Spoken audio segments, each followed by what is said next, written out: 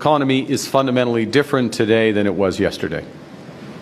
The system of global trade anchored on the United States that Canada has relied on. We are facing the biggest crisis of our lifetimes.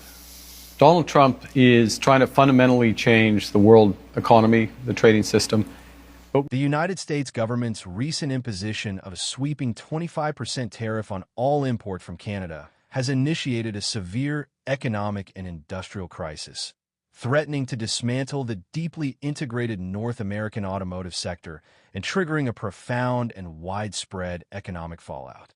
Welcome viewers to my channel. If you're new here, please subscribe, like my video, and turn on notifications so you don't miss our next update. This unilateral action is harming themselves with these tariffs. Okay? It takes some time for that to filter through, just like it took some time for the impacts of Brexit to filter through. Canada has what the world needs. We're becoming an energy superpower, and we are a leader in the building blocks. Is poised to trigger a cascade of plant closures and job losses on both sides of the border, a grim reality that government officials, industry leaders, and working families are now bracing for. The Ontario government, which is home to a significant portion of Canada's automotive assembly and parts manufacturing, has issued a stark warning that the tariffs will bring assembly lines to a screeching halt, a prediction rooted not in speculation, but in a deep, granular understanding of the two countries' symbiotic manufacturing relationship. The modern automotive industry, having meticulously evolved over more than 6 decades of collaboration and cross-border investment, simply cannot function under such a punitive, arbitrary, and fundamentally disruptive new trade regime. The core reason for this looming collapse lies in the complex cross-border nature of automotive production, a process that has become a testament to continental integration. The manufacturing process for a single vehicle is an elaborate, multi-stage operation, a finely choreographed dance with parts and components being shipped back and forth across the U.S.-Canada border multiple times before final assembly. Ross McKenzie, a former managing director at the Ontario Centre for Automotive Research, provides a compelling and vivid illustration of this, noting that a vehicle's components can cross the border as many as 8 times during its production cycle.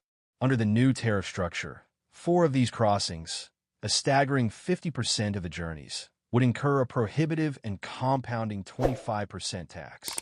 This accumulating cost creates a financial burden that makes the final product economically unviable, as manufacturers would be forced to pass on exorbitant price increases to consumers, potentially raising the cost of a new car by thousands of dollars. The just-in-time supply chain, a model built on the principles of efficiency, minimal inventory, and frictionless trade, is fundamentally incompatible with the introduction of such a significant and immediate barrier. The delicate balance that has been fine-tuned over half a century is now being shattered by a single policy decision. Furthermore, the industry's supply networks are not flexible enough to adapt to this sudden and seismic disruption. As David Adams, CEO of Global Automakers of Canada, points out, the supply of parts is governed by long-term contracts that are not easily changed. These contracts are not merely legal documents. They're the bedrock of the industry, representing massive capital investments in specialized tooling, rigorous quality control processes, and supply chain certifications that can take years to secure. This means manufacturers cannot simply resource components domestically or from other countries to bypass the tariffs. The sudden imposition of these taxes acts like a tourniquet on the supply chain, choking off the flow of goods and forcing an immediate and painful shutdown of operations rather than allowing for a slow, managed transition or a strategic pivot. The entire ecosystem of suppliers, manufacturers, and distributors, which has been fine-tuned over decades to operate with maximum efficiency and minimal waste, is now in jeopardy, threatening thousands of small and medium-sized businesses whose sole existence is tied to this integrated system. The political and diplomatic fallout, a new era of trade conflict. The U.S. administration's rationale for the tariffs, an alleged influx of illicit drugs from Canada, has been met with a forceful, unified, and categorical rejection from Canadian officials at every level.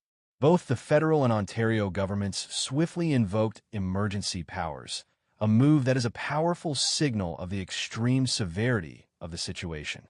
Prime Minister Justin Trudeau directly challenged the U.S. claims in a public address, presenting reams of data to show that Canada is not a significant source of illegal fentanyl or other drugs in the U.S., which largely originates from other parts of the world. He called the U.S. justification totally false, a rare and unusually confrontational tone for the typically diplomatic prime minister. The lack of any credible evidence for the U.S. claims has only fueled the diplomatic fire, with officials in Ottawa privately suggesting the tariffs are a politically motivated act masquerading as a security measure. In a move of national defiance that has been lauded by many and criticized by some, Canada has not only challenged the U.S. diplomatically, but has also unleashed a strategic series of swift and punishing retaliatory measures. The Canadian government imposed its own 25% tariff on a list of U.S.-made goods valued at $30 billion. While this initial list carefully avoided the most damaging auto parts in a calculated effort to prevent further harm to the integrated industry, it did include a range of related and unrelated products, from machinery to household goods, sending a strong message of reciprocity and economic resolve. Canada's response also included a clear and ominous threat to escalate the trade war, warning that if the U.S. tariffs remain in place, it will expand its list of affected goods to include $155 billion worth of U.S. trade. This high-stakes game of economic brinkmanship is not just being fought through public rhetoric and tariffs. It is also being fought on legal battlefields.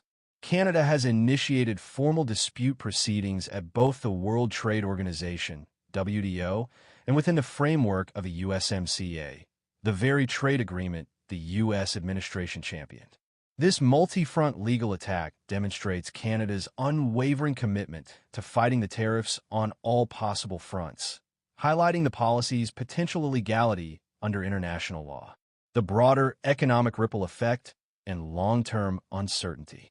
The consequences of this trade dispute extend far beyond the immediate shutdown of auto plants, threatening to fundamentally reshape the North American economy. Brian Kingston, President and CEO of the Canadian Vehicle Manufacturers Association, warns that the tariffs will cause significant and irreparable damage to a highly competitive North American industry, effectively dismantling over 60 years of carefully constructed integration. This action threatens not only the direct jobs and corporate profits of auto giants, but also the region's long-standing global leadership in automotive innovation and technology, as investment and research dollars may flee the continent in search of more stable and predictable regulatory environments. In response to the growing crisis, Canadian governments are urgently exploring various support measures to mitigate the severe economic fallout. David Adams notes that they are looking into providing easy access to unemployment insurance for the thousands of workers who will be immediately laid off, a crucial first step in a larger effort to support the human cost of the tariffs. He also suggests that public funding could be used to help smaller Canadian parts manufacturers diversify their output, a crucial lifeline for a segment of the industry particularly vulnerable to sudden trade shocks and the most likely to go under without government intervention. This support would aim to help these companies pivot to new markets or products, but it is a long-term solution for an immediate problem. The tariffs also create a volatile and unpredictable market for consumers, who will ultimately bear the final cost. The 25% tariff on Canadian-made vehicles will undoubtedly lead to significantly higher prices in the U.S., raising the question of whether American consumers are willing to bear the extra cost. While some U.S.-based automakers might see an opportunity to gain market share by increasing production at their American plants, Adams presents a different and far more ominous scenario. He suggests that all automakers, facing a general rise in costs due to supply chain disruptions and a lack of competitive pressure from Canada, could simply raise their prices across the board. This could lead to a universal increase in vehicle costs for all American consumers, regardless of where the car was made. This outcome, he argues, is a direct contradiction of the administration's stated goals of reducing inflation and lowering costs, suggesting the policy will ultimately harm the very people it claims to protect, creating a new inflationary pressure rather than relieving it. Ultimately, the article frames the U.S. government's action as a futile, misguided, and destructive attempt